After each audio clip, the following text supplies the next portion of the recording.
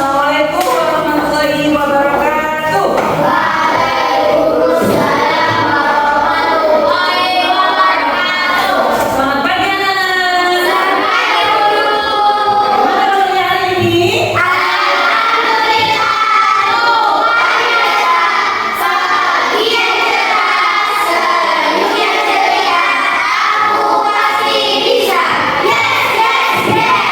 Alhamdulillah, aku pasti bisa ya. Kalian bisa hadir di ruangan ini. Kalian bisa belajar bersama-sama.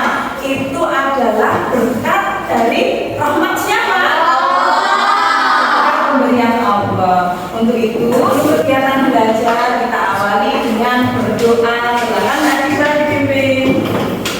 Coba siap, Kak. Berdoa mulai. Selesai. Terima kasih Mbak Nisa. Silakan duduk kembali. Selanjutnya untuk menunjukkan cinta kita kepada tanah air, mari kita menyanyikan lagu nasional Indonesia dengan judul Garuda Pancasila. Silakan semuanya berdiri.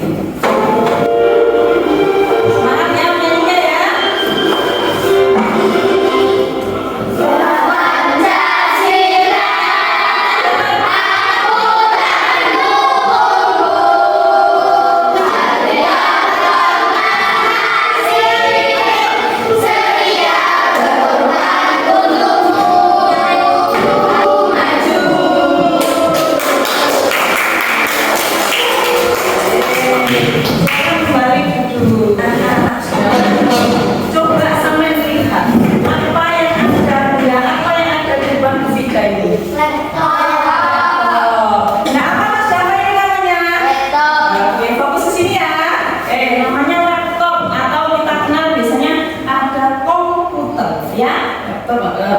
Laptop dan komputer ada sejenis. Nah, ada kalian yang pernah mengoperasikan laptop atau komputer? Siapa yang pernah mengoperasikan?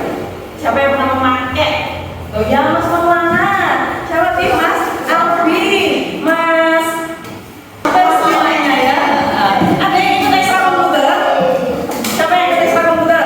Oh, ada Mbak Fira. Dan Bro mau tanya, apa sih fungsi dari komputer ini? Ya. Sampai bisa manfaatkan untuk apa komputer? Belajar, pintar. Terus? Berkomunikasi, jelas. Ada lagi? Mencari informasi. Mencari informasi, keren. Ada lagi? Bermain game. Nah, banyak sekali fungsi dari komputer ini. Kalau sampai sudah pernah merasakan manfaatnya komputer, berarti sampai sudah tahu bekerjanya. Kira-kira komputer itu bekerjanya lambat atau cepat? Cepat ya, langsung. Secepat Mas Alvin jawab. Cepat, berarti sangat cepat. Jadi ya, kalau pakai komputer. Nah, ini.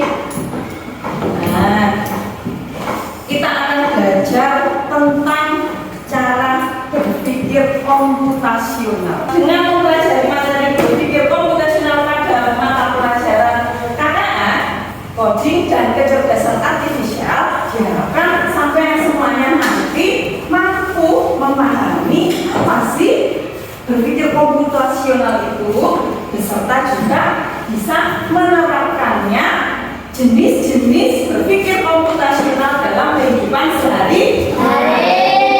Oke, masih semangat? Semangatmu? Oke, selanjutnya kita akan menyaksikan video berikut ini. Silakan diamati ya. Computational thinking. Hai teman KJ, coba apa artinya computational thinking atau berpikir komputasional? Adakah yang dipakai jeli dan melihat kata komputasional di sini? Jadi mungkin ada hubungannya dengan komputer ya? Iya, betul sekali. Cukup memprogram tidak berpikir komputasional adalah proses berpikir untuk model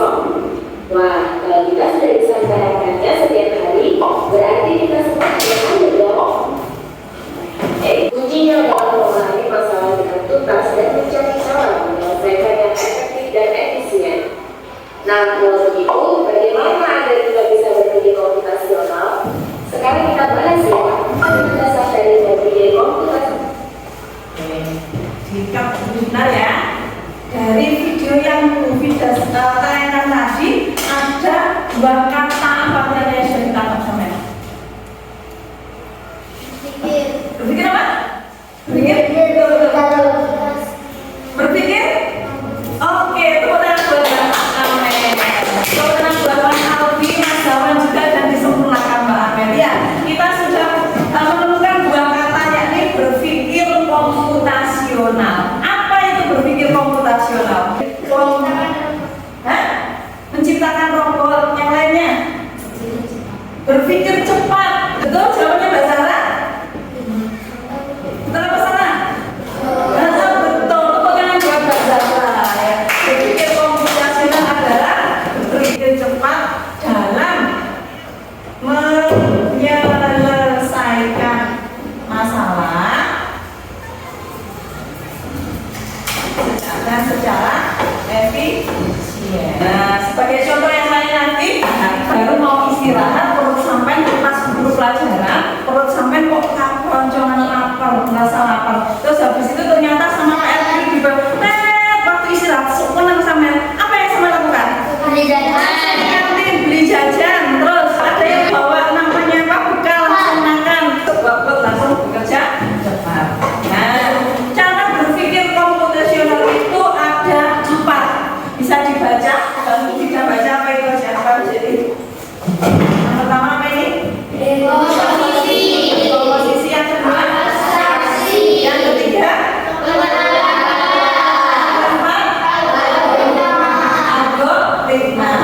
Sekarang kita lanjutkan langsung. Yang pertama, dekomposisi. Dekomposisi artinya membagi masalah kompleks ke bagian yang lebih kecil agar mudah diselesaikan. Misalnya, kamu ditunjuk jadi ketua panitia lomba 17-an. Maka, untuk memudahkan pelaksanaan, kamu bisa menunjuk panitia bagian acara, konsumsi, publikasi, keamanan, dan lainnya. Yang kedua, pengenalan pola. Artinya mencari kesamaan dan pola di antara bagian-bagian masalah kompleks yang sudah dibincang. Misalnya, kamu tidak melipat dan menyimpan jemuran di rumah. Maka kamu perlu bisa mengenali jemuran milik ayah, ibu, kamu, adik, dan milik bersama seperti spray, handuk, dan lainnya. Ini karena jemuran-jemuran itu perlu disimpan di tempat yang berbeda. Yang ketiga, abstraksi. Artinya fokus pada informasi yang penting saja, mengabaikan detail yang tidak diperlukan. Misalnya, kamu hendak menceritakan pengalamanmu berwisata ke luar kota. Tentunya kamu mengalami banyak hal dari mulai makan di bus, berfoto bersama, makan di restoran, menginap di hotel, hingga perjalanan pulang. Tapi, tak mungkin kan kamu ceritakan semua kejadian dengan detail pada teman-temanmu. Yang terakhir, algoritma. Artinya membuat langkah-langkah penyelesaian atau membuat aturan yang diikuti untuk menyelesaikan masalah. Misalnya, kamu diberi daftar belanja di supermarket oleh ibu. Ada minyak goreng, telur, roti, sayur, dan kopi. Lalu kamu harus buru-buru karena ibu sudah mau memasak dengan minyak goreng itu. Nah, kalau seperti ini, satu cara yang efisien misalnya adalah dengan mengambil barang yang paling dekat dari pintu masuk, hingga terakhir yang paling dekat dengan kasir. Nah, ini dia 4 landasan berpikir komputasional yang perlu diterapkan untuk memecahkan masalah yang kompleks. Oke. Nah, setelah kita mengetahui memahami apa itu berpikir komputasional itu dibagi menjadi beberapa jenis. Ada berapa tadi? 4. Apa saja?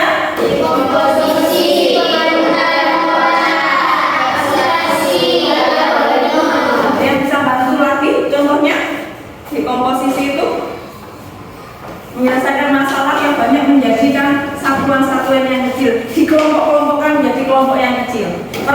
Pernah ikut ibunya belanja dari pasar atau dari supermarket? Pernah? Apa yang dibeli ibu sampean? Sayuran, jajan, daging, sabun, perlengkapan masak. Nah, itu kan dijadi es krim, dijadikan satu sama-sama kresek besar gitu ya. Nah, ketika di rumah apa yang sampean lakukan untuk membantu mereka? Ya pinter keren ya. Tangan buat Mbak Zahra. Dipisahkan juga dengan apa? Apakah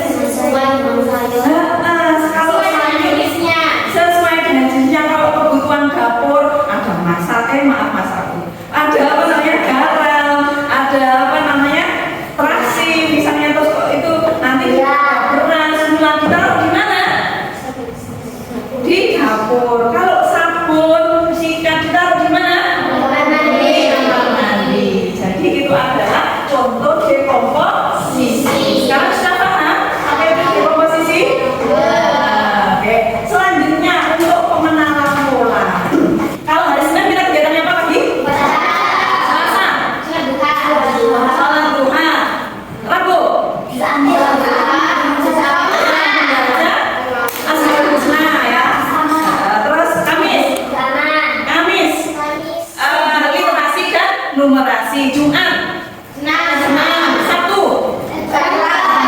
Nanti ketika hari Senin lagi upacara lagi. Selasa dan akan berulang terus. Itu yang disebut dengan pola. Selanjutnya ke abstraksi.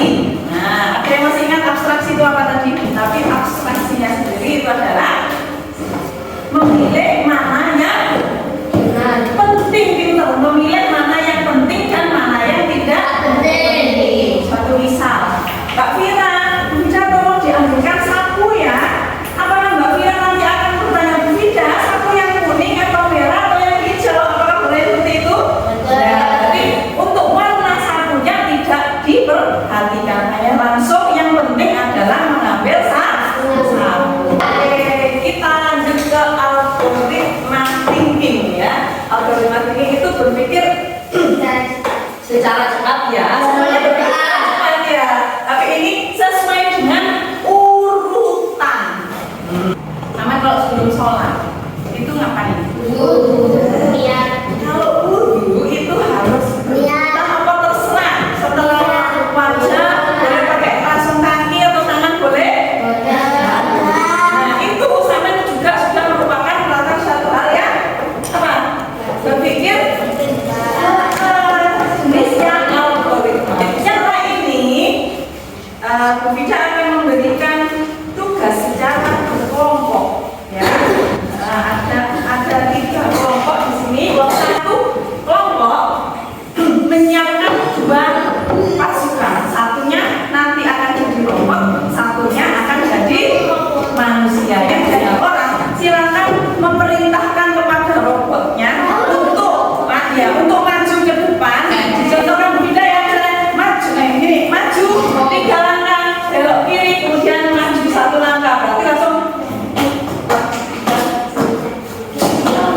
ambil. Oke? Paham? Belok. Oke.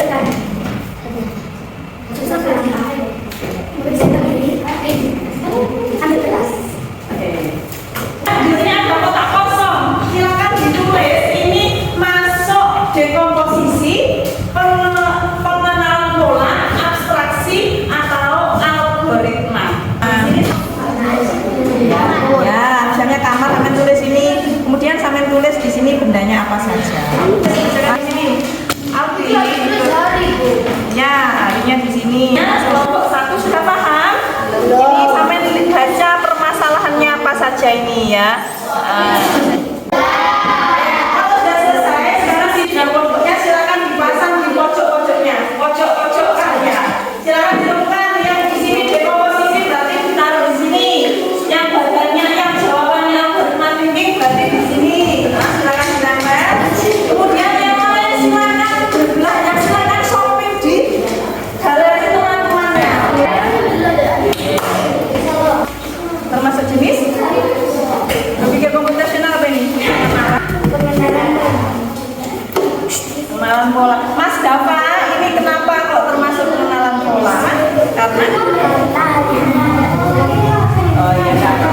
Harinya udah hari. Oke. Benar. Ini temennya ada yang mau tanya ya. Kenapa ini termasuk algoritma? Karena disusun sesuai dengan urutannya. Oke, susun secara berurutan. Kita kunjung ke pojok dekomposisi. Mbak Kira ada yang mau tanya sini, Mbak? Ya. Kenapa ini disebut dekomposisi? Karena dibagi menjadi bagian kecil sesuai warnanya. Oh, oke. Baik, tepuk tangan untuk semuanya. Sekarang silakan kembali ke tempat duduknya. Sudah diri. Nah, baik. Agar kalian lebih memahami apa itu berpikir komputasional beserta jenis-jenisnya, kita akan membagikan LKPD mandirinya ya. Nanti silakan dikerjakan sendiri. Tapi sebelumnya Bu Vida mau apresiasi hasil karya kalian sendiri, hasil diskusi kalian semuanya dengan tepuk apresiasi ya. Tepuk apresiasi.